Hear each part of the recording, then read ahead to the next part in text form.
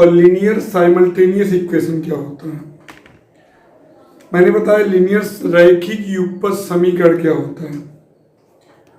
तो रैखिक युगपत समीकरण वह समीकरण समूह होता है, ध्यान दीजिएगा, जिसमें दो या दो से अधिक चर संबद्ध होते हैं और प्रत्येक समीकरण अज्ञात राशियों के समान मान से संतुष्ट होता है।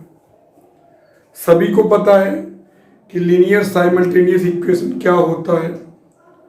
A system of equations of two or more than two variables in which each equation is satisfied by the same values of unknown variables is called linear simultaneous equation। कल मैंने इसको मतलब बहुत अच्छे से आपने समझा कि जैसे 2x + y बराबर 5 है और 3x + 2y 8 है। आप सब जानते हो कि a भी लीनियर इक्वेशन है, a भी लीनियर इक्वेशन है क्योंकि x और y की घात 1 है। और इनको मिलाकर ये देखिए, इस समीकरण समूह है, समीकरण समूह है जिसमें दो चर इन्वॉल्व हैं। दो चर हों या दो से अधिक चर हों, तो ऐसा समीकरण समूह जिसमें दो या दो से अधिक चर संबद्ध हों और प्रत्येक समीकरण x और y के समान मानों से संतुष्ट हो। जैसे अगर इनको हल करते थे, x मान दिए 2 और y का मान 1 है, तो देखिए 2 दूनी 4, 1 5 और यहाँ 3 दूनी 6 + 2 8। तो x और y के चरों के समान मानों से a भी संतुष्ट हो रहा है, a भी संतुष्ट हो रहा है। ये जो लीनियर इक्वेशन a और ये दोनों प्रत्येक समीकरण x और y के यानी कि जो चर राशियां, जो अज्ञात चर राशियां हैं, उनके समान मान से संतुष्ट हो रहा है। जिसमें ध्यान दीजिएगा प्रत्येक समीकरण x और y के समान मानों से संतुष्ट होता है। Each equation is satisfied by the same values of unknown variables. मतलब ये दिमाग में रख लीजिए कि लीनियर साइमल्टेनियस इक्वेशन क्या है। अ सिस्टम ऑफ इक्वेशंस है of two or more than two variables in which each equation is satisfied by the same values of unknown variables।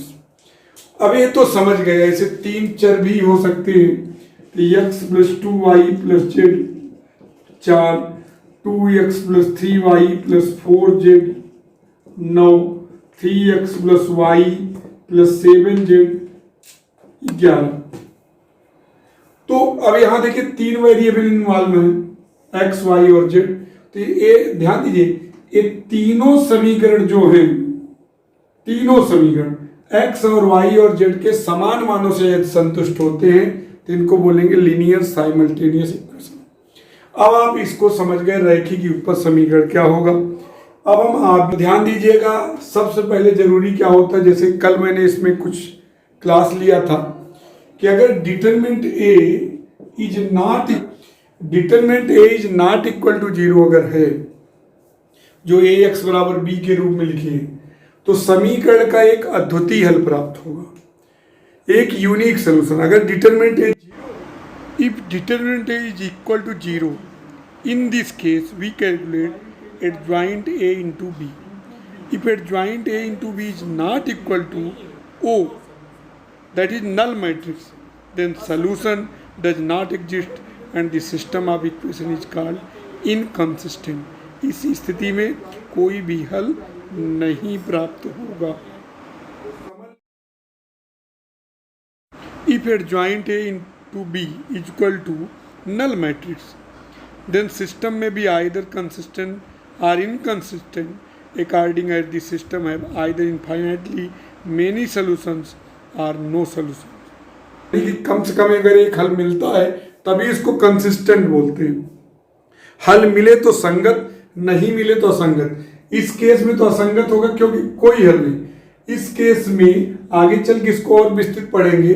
इस केस में दोनों पॉसिबिलिटी जो क्वेश्चन लगाना है उसमें ज्यादातर क्वेश्चन ये है determinant a is not equal to 0 रहेगा, तो सबसे पहले हम कुछ क्वेश्चन में चलते हैं, प्रैक्टिस करते हैं। सबसे पहले जैसे देखिए एक समीकरण है 5x + 2y, हर बच्चा ध्यान देगा, 17 और 4x + y 13, यही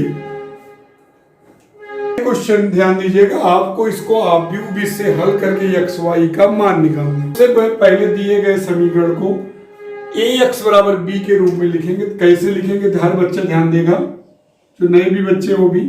ये गुणांक देखिए, यहाँ गुणांक क्या है 5, यहाँ 2, यहाँ 4, यहाँ 1, इसको ऐसे लिख देंगे। फिर यहाँ लिख देंगे x y और यहाँ लिखेंगे 17 13। कल मैंने इसका रीजन भी बताया था कैसा क्यों लिखते हैं, इसका मल्टीप्लाई कर दें फिर यही समीकरण बन जाएगा। देखिए पहला और पहला कॉलम भी गुणा कर दीजिए तो क्या आएगा 5x + 2y, यहाँ देखिए 4x + y, यहाँ 17 13। और आप पढ़े हो आव्यूह में आर्डर अगर समान है तो करस्पॉन्डिंग एलिमेंट इक्वल होने पर आप जानते ही हो बराबर होता है। 5x + 2y = 17, सॉरी ये 13 है, 13 होगा और 4x + y = 13। इस तरीके से हम इसको कंपेयर कर सकते हैं तो फिर वही आ जाएगा। तो इसको हम सब को जो रैखिक युगपत समीकरण दिया है उसको हम ax = b के रूप में लिखेंगे। ax = b के रूप में, वेयर a = होगा 5 2 4 1, x = होगा xy और b = होगा 17 13। पहले दिए गए समीकरण को ax = b के रूप में लिखेंगे। हमारे ख्याल से इसको लिखने में कोई प्रॉब्लम नहीं आपको। 5 2 4 1 तो एक्स वाई यहाँ 17, अब a हो गया, ax हो गया, b हो गया। तो a inverse a, x = a inverse b, a inverse i, a inverse ai होता है, ix = a इनवर्स b, तो x = a इनवर्स b। समीकरण 1। अब a की मदद से हम a इनवर्स निकाल लेंगे और b a है, मल्टीप्लाई कर देंगे, x मिल जाएगा। अब a को लेते हैं a बराबर क्या है 5 2 4 1। इनवर्स के लिए सबसे पहले डिटरमिनेंट a निकालेंगे, डिटरमिनेंट a निकालेंगे तो क्या होगा 5 2 4 1, तो सॉरी 5 2 4 1, तो 5 1 जो 5 4 2 जो 8 -3 इज नॉट इक्वल टू 0। हर बच्चा ध्यान देगा। सबसे पहले a दिया है, a आपका a हो गया, a से डिटरमिनेंट a निकालेंगे 5 2 4 1, फिर ये गुणा करेंगे 5 -8 -3 is not equal to 0। Determinant a is not equal to 0। अब हम क्या करेंगे एडजॉइंट निकालेंगे, उसके लिए कोफैक्टर कैसे निकालते हैं देखिए, हर बच्चा ध्यान देंगे। a11 तो देखिए पहला रो पहला कॉलम छोड़ देंगे और ये सम है तो प्लस 1। a12 करेंगे तो पहला रो दूसरा कॉलम छोड़ेंगे, ऋण 4, 2 1 3 ऋण 4 हो जाएगा, क्योंकि यहाँ आप जानते हो -1 की पावर i + j होता है, तो -1 की पावर 1 धन 2 -1 की पावर 3 तो ऋण हो जाएगा। अब इतना ही समझिए, जोड़ने पर अगर विषम आवे तो माइनस, सम आवे तो प्लस। अब 4 का निकालेंगे a21 तो दूसरा रो पहला कॉलम ऋण 2, क्योंकि 2 1 3 विषम है, a22 दूसरा रो दूसरा कॉलम 5। अब आव्यूह A के अवयवों के सहगुणनखंडों से बना आव्यूह C, कोफैक्टर को लेकर बना आव्यूह क्या हो गया 1 -4 -2 5। अब एडजॉइंट A होता है C डैश, ये हो जाएगा इसका परिवर्त 1 ऋण 4 ऋण 2 5। एडजॉइंट आ गया, यहां तक कर लिया पर होगा adjoint A upon determinant A 1/3, यहाँ आ गया 1 ऋण 2 ऋण 4 5, a इनवर्स हो गया। अब क्या था a inverse b, a inverse का मान -1/3 1 -2 -4 5, b की वैल्यू है 17 13। गुणा करना सब जानते हो, पहला रो पहला कॉलम 17 -26 राइट, 13 दूनी 26। और यहाँ ऋण 17 चौक 68 और प्लस 65। तो यक्स की वैल्यू आई, यक्स का मतलब जानते हो ना, यक्स वाई, इसका मान है ऋण 1/3, ऋण 9 और ऋण 3। ऋण 1/3 का गुणा कर दो, 3 1 आ जाएगा। कंपेयर कर लेंगे तो x की वैल्यू 3, y की वैल्यू 1, और 3 और 1 इसमें रख देंगे, देखो सेटिस्फाई करेगा। 5 है 15, 2 17 और 4 है 12, 1 13 बराबर b के रूप में लिखेंगे।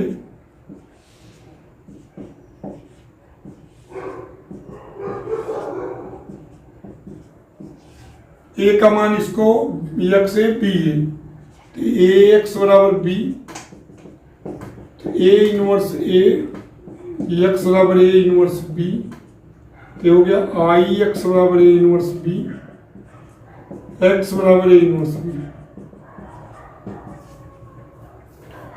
ये तो हो गया x की वैल्यू। अब a को लेकर चलते हैं। a बराबर क्या है 3 2 2 3, डिटरमिनेंट निकालते हैं। 3 2 2 3, 3 3 का 9 - 4 5 है, इज नॉट इक्वल टू 0। एक अद्वितीय हल मिलेगा। Determinant is not equal to 0। अब आप भी ए के अवयवों के सहगुणनखंड निकालते हैं। a11 निकालेंगे तो पहला रो पहला कॉलम 3, a12 निकालेंगे तो पहला रो दूसरा कॉलम -2, a21 निकालेंगे दूसरा रो पहला कॉलम -2 और a22 निकालेंगे 3। अब क्या बनाएंगे, एक आव्यूह C, 3 ऋण 2 ऋण 2 3। अब ज्वाइंट क्या होता है सब जानते हो, C डैश, 3 ऋण 2 ऋण 2 3, ज्वाइंट हो गया। अब A इनवर्स बराबर होगा एडजॉइंट ए बटे डिटरमिनेंट ए। डिटरमिनेंट ए का मान 5 है तो 1/5, 3 ऋण 2 ऋण 2 3। अब समीकरण एक क्या कहता है, x बराबर a इनवर्स b। तो x की वैल्यू सब लोग जानते हो, एक्स वाई, a इनवर्स 1/5, 3 ऋण 2 ऋण 2 3। b की वैल्यू है 13 12, 1/5, 13 3 39 -24 -26 प्लस 13 दूनी 26 बढ़ती है 36। क्या आएगा 1/5, कितना आएगा 15 आएगा और यहाँ 10 आएगा।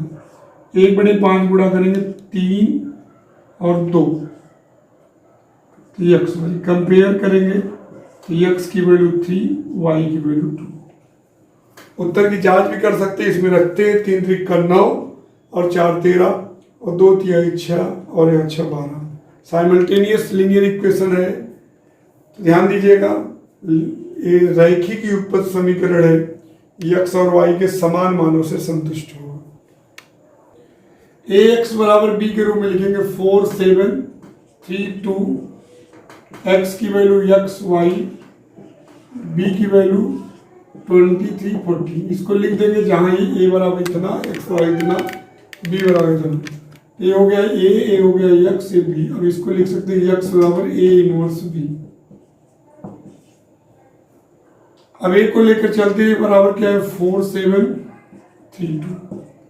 डिटरमिनेंट निकालते हैं 4 7 3 2, 4 दूनी 8 -21 -13 है,